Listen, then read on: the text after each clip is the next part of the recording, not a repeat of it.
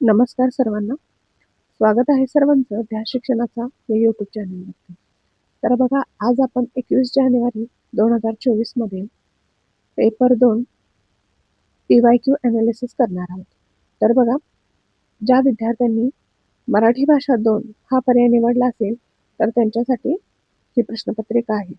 तर तुम्ही मराठी भाषा 1 निवडा किंवा मराठी भाषा 2 निवडा. तुम्हाला प्रश्न सारख्याच प्रकारचे असतील. फक्त जर तुम्ही 2 भाषा निवडली, तर त्याच्यामध्ये तुम्हाला 2 पॅराग्राफच येतील, कविता येणार नाही. आणि 1 निवडलं, मराठी भाषा जर 1 निवडली, तर तुम्ही त्याच्यामध्ये तुम्हाला 1 पॅराग्राफ आणि 1 काय येईल, कविता येईल. तर चला पाहूया आपण आपले पुढचे प्रश्न काय आहेत. तर बघा, 121 ते 128 यासाठी आपल्याला काय दिलेलं आहे, तर त्या उतार्यावरती आपल्याला प्रश्न दिलेला आहे. तर हा बघा एवढा मोठा उतारा आहे. आपल्याला सीटेटमध्ये उतारा खूप मोठा येतो टीईटीच्या मानाने. तर बघा, उतारा तर काय आपण वाचत नाही, पण एक ट्रिक तुम्हाला मी सांगते. जर तुम्हाला उतार्यावरील प्रश्न सॉल्व्ह करायचे असेल, तर तुम्ही प्रथम प्रश्न वाचायचे. त्याच्यानंतर काय करायचं, तुम्ही प्रश्न सोडवायचे. प्रथम उतारा वाचायचा नाही, कारण त्यामध्ये खूप वेळ जातो. प्रश्न वाचल्यानंतर तुम्हाला समजून येतं की या प्रश्नाचं उत्तर आपलं कुठं असू शकतं. तर बघा, पहिला प्रश्न आपला काय आहे, निकोप सहजीवनाच्या दृष्टीने पालकत्वाकडे पाहताना कोण आपल्यासोबत असावे असे लेखकाला वाटते. तर बघा, याचं योग्य उत्तर आहे पर्याय क्रमांक 3, हक्काची माणसं. पुढचा प्रश्न आहे, पालकत्व पालकत्व म्हणजे निसर्गाने दिलेले वरदान आहे असे लेखक म्हणतो. त्याच्यामध्ये पुढीलपैकी कोणती बाब आपण कायम ठेवली पाहिजे. तर बघा, नैसर्गिक ढाचा. तर आपला पुढचा प्रश्न आहे, लेखकाच्या मते लेखकाच्या मते कोणती भावना खोलवर रुजणे गरजेचे आहे. तर बघा, पालकत्व ही जबाबदारी नसून आनंद यात्रा आहे, ही भावना खोलवर रुजणे गरजेचे आहे असं लेखकाला वाटते. तर पुढचा प्रश्न पाहूया. पुढचा प्रश्न आहे आपला, पालकत्वाच्या नैसर्गिक नियमामधील लेखकाने न सांगितलेला नियम कोणता. तर बघा, वरवरचे उथळ आणि चटकन सुचणारे उपाय शिकवणे. पुढचा प्रश्न, मुलांवर सतत रागवणं ओरडणं हे संवाद उपाय आहेत. या वाक्यातील अधोरेखित शब्दाची जात ओळखा. तर बघा, काय मुलांवर वरचा आपल्याला काय करायचंय, तर जात ओळखायची आहे. तर बघा, हे आहे शब्दयोगी अव्यय. तर पुढचा प्रश्न आहे, लेखकाच्या मते लेखकाच्या मते आज कोणत्या गोष्टीने घराघरात प्रवेश केला आहे. तर बघा, बाह्य जगातील बदलाचे दुष्परिणाम या गोष्टीने काय केलेला आहे, तर घराघरात प्रवेश केलेला आहे. पुढचा प्रश्न आहे आपला, पालकांना खूप धास्ती वाटते या वाक्यात कोणते विशेषण आहे. तर बघा, पालकांना खूप धास्ती वाटते हे आपलं वाक्य आहे आणि आता आपला विशेषण आपण ओळखायचं आहे. तर बघा, हे आहे काय आहे, गुणविशेषण. याचं योग्य उत्तर आहे गुणविशेषण. तर पुढचा प्रश्न आहे, धास्ती धास्ती या शब्दाचा समानार्थी आशय नसलेला शब्द कोणता. तर बघा, याचं उत्तर आहे, तर काळजी होत नाही, काळजी होत नाही, दहशत होत नाही, त्याचप्रकारे चिंता सुद्धा होत नाही. तर याचं योग्य उत्तर आहे आपलं काय, तर धारणा. धास्ती या शब्दाचा समानार्थी आशय नसलेला, म्हणजे धास्तीच्या विरोधार्थ असलेला कोणता आहे, तर धारणा हा शब्द येतो. तर पुढचा प्रश्न आपण पाहूया. तर बघा, आता पुढे आपल्याला इथं काय दिलेलं आहे, पुढे सुद्धा आपल्याला इथे पॅराग्राफ दिलेला आहे. तर बघा, हा दुसरा पॅराग्राफ आहे आणि याच्यावरती सुद्धा आपल्याला काय करायचे आहेत, तर प्रश्नांची उत्तर आपल्याला द्यायची आहेत. तर प्रथम मी सांगितलं तसं त्याप्रमाणे तुम्ही पहिला क्वेश्चन वाचा आणि त्याच्यानंतर मग तुम्ही पॅराग्राफमध्ये जाऊन तुमचं उत्तर शोधू शकता. तर बघा, पहिला प्रश्न आहे, संशोधकांनी हरितवायू उत्सर्जनाशी ज्या गोष्टीचा संबंध लावला आहे त्यापैकी चुकीचा पर्याय शोधा. तर बघा, याचं योग्य उत्तर आहे समुद्र पातळीत होणारी घट. तर पुढचा प्रश्न आहे, लेखकाच्या मते आज कोणती गोष्ट थेट आपल्या अनुभवाला येत आहे. तर बघा, हवामान बदल हे याचं योग्य उत्तर आहे. तर पुढचा प्रश्न आहे, हवामान बदल हे सर्वात मोठं आव्हान आहे. या वाक्यातील अधोरेखित शब्द काय आहे? तर बघा मोठं हा शब्द काय आहे हे आपण ओळखायचे आहे. तर बघा विशेषण नाही, सर्वनाम नाही, विशेष नाम नाही, सर्वनाम नाही किंवा क्रियापद सुद्धा नाही. तर ते काय आहे? विशेषण आहे. मोठं हे विशेषण येतं. याचं योग्य उत्तर आहे विशेषण. तर 132 हवा प्रश्न काय आहे बघा. लेखकाच्या मते जग, भारत आणि महाराष्ट्रात कोणत्या गोष्टीचे परिणाम दिसू लागले आहेत? तर बघा कॅनडातील उष्णतेची लाट, सार्वत्रिक विकास, अनुकूल हवामान. तर आपलं योग्य उत्तर आहे हरितवायू उत्सर्जन. तर पुढचा प्रश्न आहे लेखकाच्या मते कोणत्या गोष्टीत वाढ झाली आहे? तर बघा निसर्गाचा समतोल नाही, IPCC रिपोर्ट नाही, शहरामधील वृक्षव्याप्त क्षेत्रफळ नाही. तर आपलं योग्य उत्तर आहे हवेतील कार्बन डायऑक्साईडचे प्रमाण. हे याचं योग्य उत्तर आहे. तर बघा पुढचा प्रश्न उतार्यात आलेल्या वाटा या शब्दाचा नेमका अर्थ असलेला पर्याय शोधा.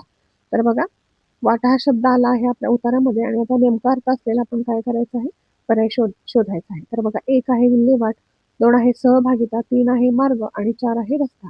तर बघा वाटा म्हटलं तर आपण रस्ता म्हणू शकतो, मार्ग म्हणू शकतो. परंतु इथं काय आपल्याला दिलेलं आहे बघा प्रश्न काळजीपूर्वक वाचा, इथं तुमची मिस्टेक होऊ शकते. तर आपल्याला प्रश्न दिलेला आहे उतारात आलेल्या वाटा या शब्दाचा अर्थ.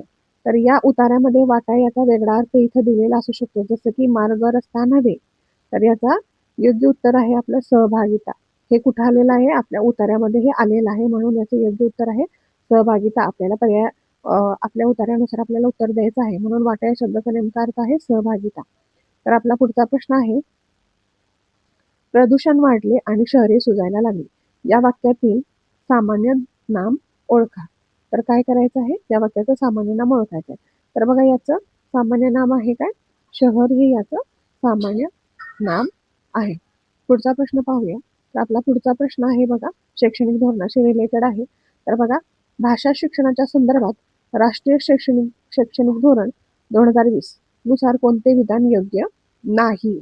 इथं बघा क्वेश्चन व्यवस्थित वाचायचा आहे किंवा नाही. तर योग्य कोणता नाही हे ऑप्शन आपण शोधायचं. तर बघा आपले ऑप्शन आहेत त्रैभाषिक धोरणानुसार भारतीय भाषेचा अभ्यास, 2 आहे त्रैभाषिक धोरणानुसार इंग्रजी भाषेचा अभ्यास, 3 आहे त्रैभाषिक धोरणानुसार एका अधिजात भाषेचा अभ्यास आणि 4 आहे त्रैभाषिक धोरणानुसार मातृभाषा किंवा घरच्या भाषेचा अभ्यास. तर याचं योग्य उत्तर आहे त्रैभाषिक धोरणानुसार एका अभिजात भाषेचा अभ्यास. हे काय आहे? NEP नुसार योग्य नाही. बरोबर. एकाच भाषेचा अभ्यास आपल्याला करायला सांगितला की NEP नुसार नाही, आपल्याला सगळ्या भाषेचा अभ्यास करायला सांगितलेला आहे, म्हणून योग्य नाही. तर हे एका भाषेचा अभ्यास करणे योग्य नाही असा आपलं योग्य उत्तर इथं होऊ शकतं. तर पुढचा प्रश्न पाहूया. पुढचा प्रश्न आहे आपला तर 8वीच्या वर्गातील शिक्षिका 5 वाक्यांचा इंग्रजी मजकूर वाचते. मी मुलांना काळजीपूर्वक ऐकायला सांगते. यानंतर त्या मुलांना 4-4च्या गटात बसून तोच मजकूर वेगळ्या प्रकारे जवळच्या विद्यार्थ्याला सांगायला लावते. ही कृती म्हणजे? तर बघा असे उपयोजनात्मक प्रश्न आपल्याला येतात कुठे? TET मध्ये. त्यामुळे TET अतिशय सोप्या प्रकारे आपण पास करू शकतो. तर बघा याचं योग्य उत्तर आहे सामूहिक लेखन किंवा परिच्छेद लेखन. तर याचं 2 पर्यायामध्ये त्यांनी उत्तर दिलेलं आहे. तर बघा श्रवण कार्य इथं होऊ शकत नाही, लेखन कार्य होऊ शकत नाही. तर त्यांना समूह केलाय, गट केलाय आणि विद्यार्थ्यांना मजकूर लिहायला सांगितले. त्यामुळे इथं सामूहिक लेखन एक येऊ शकतं आणि परिच्छेद लेखन हे आपले या पर्यायामधले दोन्ही आपले उत्तर बरोबर आहेत. तर पुढचा प्रश्न बघूया. पुढचा प्रश्न आहे आपला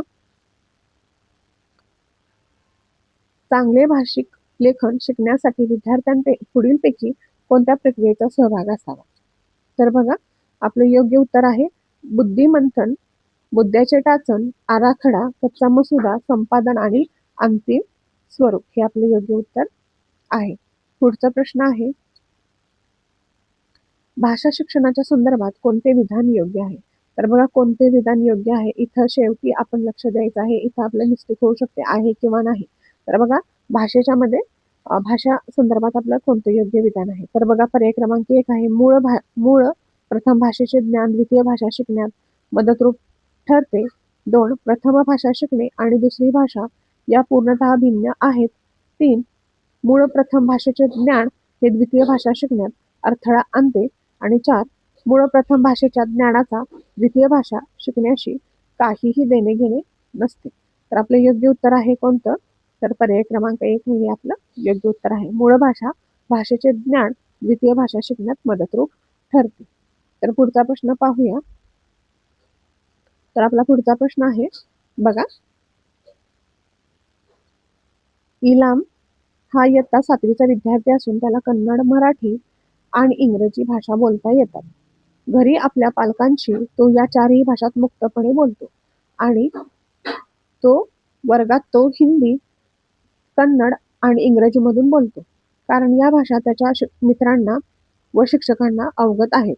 त्याचे हे कौशल्य म्हणजे, तर बघा हा काय करतोय तर वेगवेगळ्या भाषा बोलतोय. तर बघा याचं उत्तर काय असू शकेल? तर बघा भाषा बदल नाही, भाषिकता नाही, कोड मेशिंग नाही, तर याचं योग्य उत्तर आहे भाषेची सार्वत्रिक क्षमता. तर पुढचा प्रश्न आहे आपला, पुढचा प्रश्न पाहूया. तर पुढचा प्रश्न आहे, पुढीलपैकी कोणत्या घटकांचा संबंध शैक्षणिक भाषेतील नैपुण्य किंवा भाषेच्या विविध अंतर्भूत भागांसाठी लावला जातो? तर बघा याचं आपलं योग्य उत्तर आहे ज्ञानात्मक शैक्षणिक भाषा नैपुण्य, म्हणजे CALP हे आपलं योग्य उत्तर आहे. पुढचा प्रश्न, तर पुढचा प्रश्न आपण पाहूया. तर आपला पुढचा प्रश्न आहे बघा, तर याच्यामध्ये उपयोजनात्मक जास्त प्रश्न दिलेले असतात. तर बघा, विद्यार्थ्यांना विषयाचे नीट आकलन होण्यासाठी अपेक्षित विषयाच्या विरुद्ध दृष्टिकोनाचा परिचय त्यांना करून दिला जातो.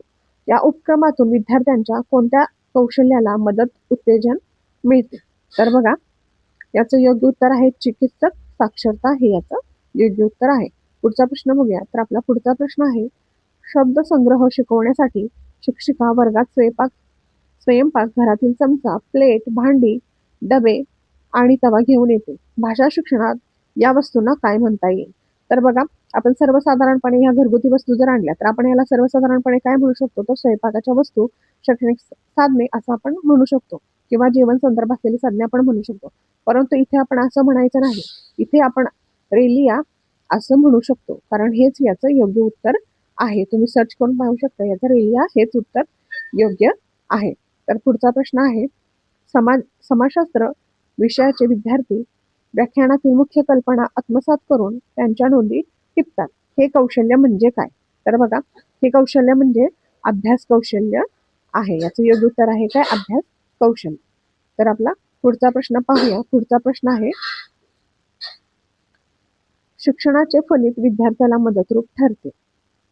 तर याचं योग्य उत्तर आहे लक्षणीय क्षमता साध्य करण्यास शिक्षणाचे फलित काय करते? तर मदतरूप ठरते. कोणाला? विद्यार्थ्याला. कारण शिक्षणातून आपण काय करू शकतो? लक्षणीय क्षमता साध्य करू शकतो.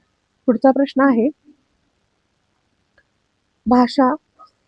तर पुढचा प्रश्न बघा आपला काय आहे, भाषा सार्वत्रिकता ट्रान्स लँग्वेज म्हणजे? तर बघा याचं योग्य उत्तर आहे आपलं, ही एक शिक्षणशास्त्रातील प्रक्रिया आहे ज्यात वर्गामध्ये एकापेक्षा अधिक भाषांचा साधन म्हणून वापर केला जातो. त्याला काय म्हणतात? भाषा सार्वत्रिकता असं म्हणू शकतो. हे आपलं योग्य उत्तर आहे. तर पुढचा प्रश्न पाहूया. पुढचा आपला प्रश्न आहे,